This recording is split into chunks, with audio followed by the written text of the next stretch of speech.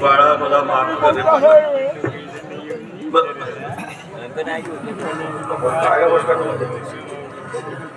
तुम्ही 4 महिने यात्रेला का गेलो तर तुमच्यावर हे असले संकट आले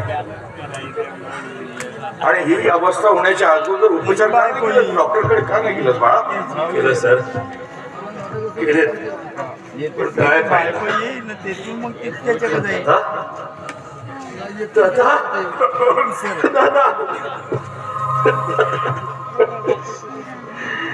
कुठे गेला होतास दादा तू मला सोडून?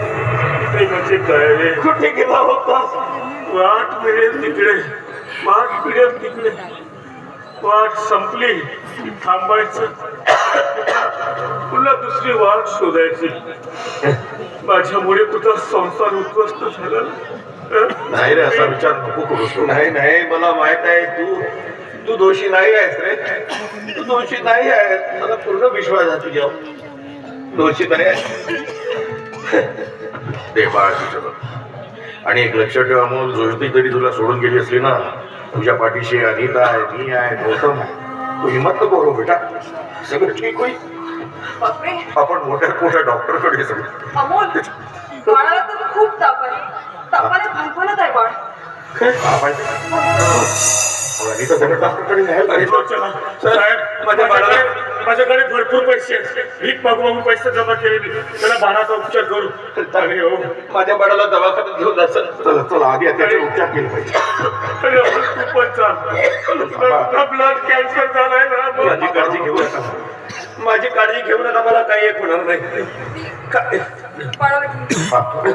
हा लवकर घेऊन काही काळजी नको. आणि सगळं तुमच्यामुळे आम्हाला जगण्याची नवीन दिशा मिळाली.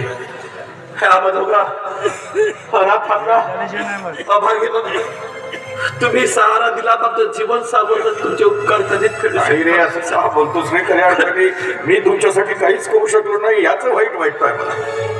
मी गेल्यावर याच्यावर नव्हतो, तो आळ आला, तुझी ही अवस्था झाली, तुझा संसार तुटला, ज्योती घर सोडून गेलो. याला कारणीभूत तिची आईच आहे सर. मला तिची आईच आहे. या सगळ्या गोष्टींची जाणीव आहे. मी जाऊन ज्योतीला समजून आलो, ओरडून आलो तिच्यावर.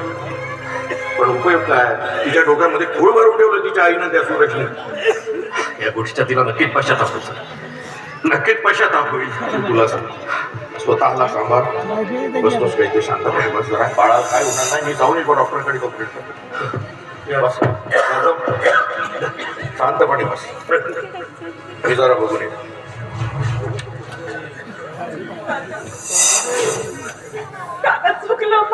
आली कशाला इथे? नाही, तुझा इथे काय संबंध आहे? काय नाटोरला आहे का अमोल सोबत आणि गौतम सोबत? हा का बलात्कारी माणूस आहे ना? हा आंधळा माणूस तुझ्यावर बलात्कार करणार होता ना?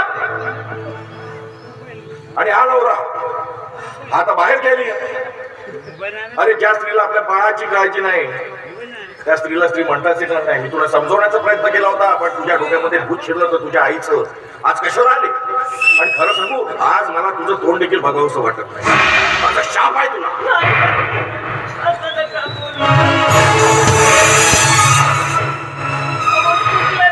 मला माहित आहे या सगळ्या गोष्टीला कारणीभूत मी आहे.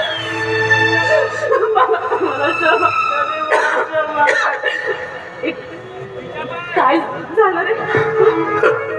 तुम्हाला क्षमा मागून काय फायदा भेटे?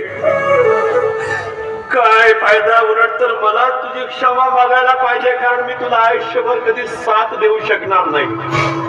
होय, कारण आज तुझा मला अर्ध्यावर सोडून देण्याची वेळ आली आहे.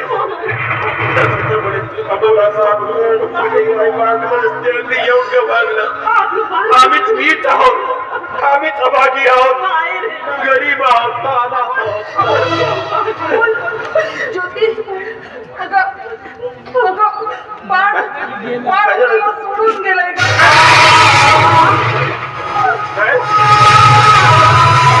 काय झालं?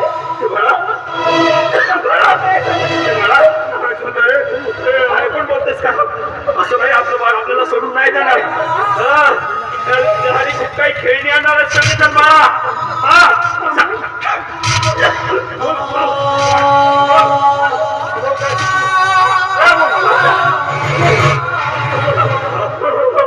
दादा मला माफ कर रे.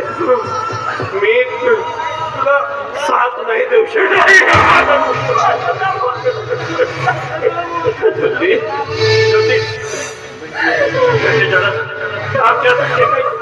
तुझे काही पाप पडलं असेल आम्हाला माफ कर.